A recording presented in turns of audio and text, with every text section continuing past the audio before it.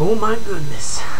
Hello everybody, John Coffey here to do a video after much long layoff. I mean, it's probably been since October since I've been on camera, and probably been even longer than that since I did a video by myself. That wasn't just me showing off stuff I bought, and for that I do sincerely apologize. I just kind of lost my motivation to do videos there for a while. Some things, I won't bring it up, but there were some people that kind of rubbed me the wrong way, and I decided that I just didn't want to deal with people like that anymore, and just kind of bailed on it, other than just updating through my phone and stuff when I got new stuff in the mail. But today I'm back, and I promise, or not promise, but I will try from now on to try to at least once a video do a once a week to do a video that's not just showing off my collection. That's something like this, where it's got a little more thought into it than just being like, oh, I bought this, look at it. Which there's nothing wrong with that. I'll keep doing that. But it's just my return. But I'll stop rambling, because I had someone comment on one of the videos that they wondered if it was a review or if I was just going to talk about myself for 25 minutes. That's sarcasm, folks. Basically, to set this video up real quick, let's talk about why I'm doing it first. Over the last little while, I've been getting very much back into film. After Halloween, I usually kind of take a break from watching film and get into TV or anime or comics or something, you know. I'm watching a lot of movies here recently and really getting serious again about wanting to make movies. And today, I spotted the camera I want, and I'm beginning to save up money to buy it and to start making my own movies. And it's led me into thinking about what's my favorite movies of all time, and can I even come up with a list of movies that are the most important to me? Because it's tough. I mean, I've seen so many movies over my life. What movies are the most important to me, and which ones are just movies I like? So this is my attempt to do my top 20 movies of all time, and I'm going to start breaking into them. And I'm going to break it into two parts so I can have plenty of time to talk about all the movies. I'm going to do 20 through 11, and then 10 through 1. So when I get to number 10, that's where this video will end, and we'll pick back up at number 10. So let's get this bad boy rolling, because it's going to be a long trip. Number 20. And this is a list that's probably ever evolving, and I'm sure this movie will fall off and come back many times. But it's a movie that really began my love of weird movies. I was pretty straightforward. I was into disturbing stuff and into straightforward filmmaking. But this was the movie that kind of changed my opinion on movies that don't have an easy follow to narrative. Let me turn down the TV here a little bit. You know, films that are a little off the beaten path, even more so than what I would normally watch. And that movie is Tetsuo the Iron Man. Japanese steampunk, or not steampunk, steampunk. Japanese cyberpunk classic. Short, about 68 minutes, and it's just one of those films that kind of redefined what I thought about filmmaking. You know, directed by Shinya Tsukamoto. I was like, and it's a film that just kind of like changed my views on it, because like there is a narrative and there's a storyline, but nothing is really explained, and everything is kind of just hyper. You know, all the stuff that happens in it is just very over the top, but played in a completely straight way. And it's just a film that I could watch over and over and over again. I've watched many times, and at 68 minutes, it's just a movie that I truly adore. So Tetsuo the Iron Man, it's number 20. Love that movie. Gonna watch it again very soon. Number 19. And it comes off this beautiful Studio Ghibli box set, which I'm pretty sure is a bootleg now that I've done some research on it, so bleh. Oh well. I still like it. I'm still glad to have all these movies, and I'm sure I was. And it's another movie that kind of really changed my view on anime. I enjoyed anime before I saw this movie, but it really, this one and another movie that's coming up on the list really kind of be like, you can say a lot with animation. And it's Princess Mononoke. directed by the great Hayao Miyazaki, one of the greatest filmmakers of all time, in my opinion. Not just anime, but of all time. And it's just a beautiful story about nature and love and romance, and not something I would normally be into, but just the way the story is told and the emotion put behind it and how much you really feel that Hayao Miyazaki cares about the subject matter that he's talking about truly pushed this film into one of my favorite films of all time. I mean, a powerful film, very much worth watching, even if you're not into animation. It's a truly, just a year, not a year, but Miyazaki's next film, Spirited Away, would win an Oscar. I think it's a travesty that Princess Mononoke was not the film that got him the Oscar, because it is much better than Spirited Away, even though I love Spirited Away as well. It's just a great tale about, man versus nature, and how, man's destroying the planet, and a lot of heavy social commentary in the film, but not so much so that it's not enjoyable. And that's why I love Princess Mononoke so much. I mean, it's another one of those movies, and some of these movies I just saw recently, You figured, top 20 films of all time that you like would come more from movies that I've watched 100 times, but a lot of these movies are movies I just watched recently that truly hit me. Hit me hard in a way that a lot of films don't, and Princess Mononoke is definitely one of them. Sometimes it's hard to describe why.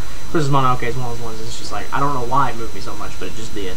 So yeah, Princess Mononoke by Studio Ghibli and Hayao Miyazaki. Next is one of the first films that I ever bought on DVD. I was late to buying DVDs. I had DVDs, but I didn't buy them. It wasn't until I got into college that I really started buying my own stuff. Like, someone would buy me something for Christmas and give it to me. This was one of the first movies I bought on my own, and it was when I sought out.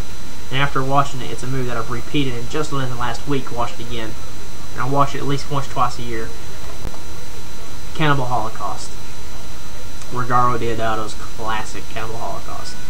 And it's almost like, it's kind of weird, but Princess Mononoke and this movie have a lot in common other than subject matter. Well, not subject matter really, but other than content. Because the subject matter both the same, man, being its own worst enemy. This movie talks a lot about who are the real savages. The natives they find, or the people themselves. And it also has a lot to do with the media as well. As a person who is studying mass media and mass communications, there's a lot of stuff in this film that really, like, when we learn ethics in journalism class, it's kind of what this film talks about. How far will you go to get the good story, kind of thing. And that's always been one of the things. And it's such an emotional, such a powerful film. One of the most powerful films you'll ever watch. I mean, it's just truly hits you hard, in a way that a lot of disturbing films don't. A lot of disturbing films are just like, oh god, that's messed up, but they don't make you feel something. And this movie, saddens me when I watch it now, and especially the scene. Like, the more I watched it, the more the scene where the filmmakers push the natives into the thing, into their little hut, and set it on fire. That scene pulls at my heartstrings so much. Such a sad scene. And that's the one thing Cannibal Holocaust does so well. Everyone talks about the gore and how disturbing and brutal it is, but they kind of forget the subtlety, the subtle things. I don't want to say the subtlety, because this movie is very subtle. The less talked about scenes, that are just as gripping and powerful as anything else in this movie. And Cannibal Holocaust is just, if Ruggero Deodato never made another good movie, this would have been perfect. But Deodato did go on to make, a couple other pretty good films as well. But this is by far my favorite Deodato film, and that's why it's on my, that's why it hits number 18 on my top 20 list. Number 17, staying in the disturbing film realm, because I do love me some disturbing films. And this movie makes it on the list mainly because of one man in particular, and really the cast in general, but just this one man really pushes it over the ledge, and that would be Henry Portrait of a Serial Killer, Michael Rooker. This film is so powerful. I mean, Rooker's performance in this movie is unreal. And really, Tom Tolles as Otis as well does a fantastic job. And, you can't talk about this film without talking about the infamous scene, when they're sitting on the couch watching themselves commit this heinous act. It's such a moving, powerful film where you're just watching like, wow, I can't believe people like this exist. And that's what's so good about this movie. It really brings you into the underbelly of society. And I love this film so much, you know. And I'm actually going to get to meet Michael Rooker, hopefully next year, if nothing happens. Hopefully this bad boy will be signed by him, because he's been one of my favorite actors for so long. Since I saw him in Mallrats, you know, when I was, like, in 8th grade, and I watched Mallrats for the first time. I was like, that guy's awesome, I love him. And then seeing Henry, and be like, oh my god, he's so good. You know, now that he's on The Walking Dead, I mean, that's the reason I watched The Walking Dead, in my humble opinion. The guy's so good. That was number 17. Number 16. Like I said, this is going to be a pretty long video. We're already up to 10 minutes. Yeah, number 16. Stanley Kubrick's A Clockwork Orange. And I really kind of had the criteria where I kind of wanted to leave one film per favorite filmmaker. You know, I didn't want a whole list. You know, I probably could have filled a whole top 20 list with just like Kubrick films or Miike films or something, you know, but I wanted to, you know, one film per director.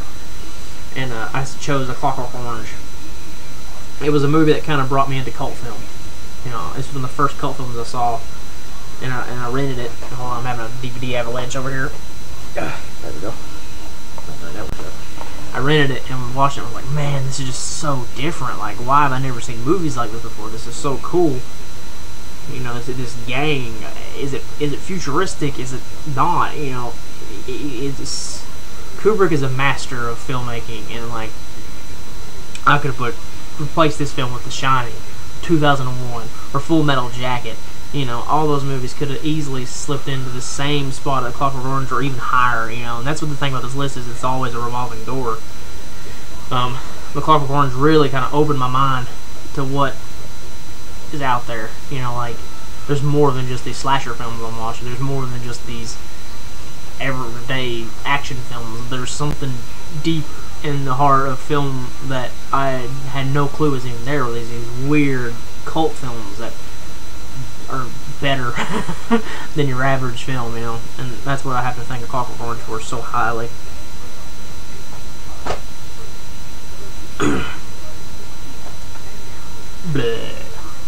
What are we on here? 15. Number 15 is another anime, the last anime on the list. And it was, like I said, with Princess Mononoke, one of those films that just truly changed my mind on anime, because I was watching anime and enjoying anime, and then with these two films I really realized that anime is art form, just as important as any other version of film, and this one is Akira. I reviewed this on a podcast that I do, ajfpodcast.blogspot.com, little selfish plug. Anyways, back to what it is. And, you know, I can't praise this movie high enough. The action, the pacing, the music, the animation style, how beautiful it still looks, considering this was like 1989, or 88, 89, 88, something like one of those. It's just such an amazing movie. Like, you watch it, it's just so vast. And it's a movie that can't be made live action. This has to be animated. And it's a story that has to be, that should be told, and need to be seen, and needs to be enjoyed.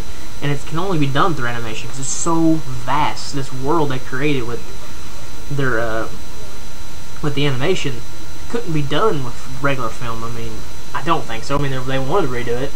I don't know how they can. I mean, it's gonna be tough. And Akira is just one of those movies, man, I've watched it so many times. Even though just discovering it in the last couple of years, it's become a staple where I watch it at least twice a year probably. And it's a long movie. It's actually 124 minutes. I never find myself getting bored. I never find myself zoning out. I'm just stuck to the screen, just sucking in all the beauty that is. And hopefully this thing gets re-released on Blu-ray real soon. There is a Blu-ray, but it's out of print. And I hope this thing gets put out on Blu-ray real soon so we can see the glory that is this thing. It looks amazing just on DVD alone. So yeah, Akira, that's number 15. Number 14, a film I just saw this year and has climbed its way this high onto my top 20 list. And that is David Lynch's Blue Velvet. Man, what an amazing movie. I could not, when I watched this, like, I was unsure about David Lynch going into this. I saw Twin Peaks and the movie Twin Peaks Fire Walk with Me and liked them both a lot. I'm a big Twin Peaks fan. Not sure about what to think about his films because they seem to divide people so much. You know, you either love or hate David Lynch. And this movie, man, it just blew me away. I was engrossed with this film from the very beginning. It's 2 hours, and that whole 2 hours, I was just like, give me more. Dennis Hopper in this movie is so good. One of his best performances, if not his best performance of all time. And the scene that truly knocked it out of the park for me, and I actually went back and watched it again after I finished the movie, and I never do that. I went back and watched this scene again. Is a scene where this guy right here, at the very end there, with holding the light up to his face, mimes Roy Orbison's in dreams while Dennis Hopper watches him, and Hopper has this emotion look, and just the way that scene is shot, and the fact he's using this bright light as a microphone. Oh man, so good. I love this movie to death. It really could be higher on this list. Like, honestly, it could be my top 10. I love Blue Velvet so much. I'm getting the Blu-ray soon. I mean, I bought the DVD just to give it a go. Now I know for sure I have to get the Blu-ray of this. It's just truly a ride that's just has to be seen. I mean, I'm sure some people will disagree with me because, like I said, there's a lot of people who don't like David Lynch. But for me, this is one of the greatest movies ever made. I just absolutely adore this movie. I actually did an art project for my art class this semester based on Blue Velvet. Oh, okay, so number 13 is actually a movie I don't own, so shame on me. The fact that it's in my top 20 of all time and I don't own it. But it's one of those films that comes on television so much that I've never really felt the need to buy it. You know, because I see it so many times on television. And it's Jaws. Number 13, Jaws. The acting. That's all you need to know. That movie doesn't even need a shark. The acting is so good. When they're on the boat and Quinn tells the story about the shark and how it has, you know, it had doll's eyes, black eyes, you know, that, oh.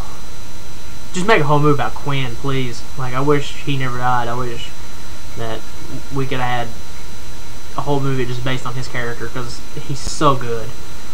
Just an amazing film. That, like I said, that movie doesn't even need a shark to be good. The fact that there's a killer shark in it is just icing on the cake.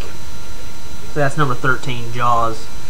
Coming at number 12, a movie that's very close to my heart since it's shot in my hometown, The Evil Dead. Sam Raimi's Evil Dead. And I feel like I don't even need to talk about this movie. I mean, what can I say that I haven't uttered 1,000 times? I mean, it seems like I've talked about this movie so many times. I mean, it's shot in my hometown, Morristown, Tennessee. It's amazing, thank God. I mean, like, an awesome movie shot where I live. I mean, you don't get that.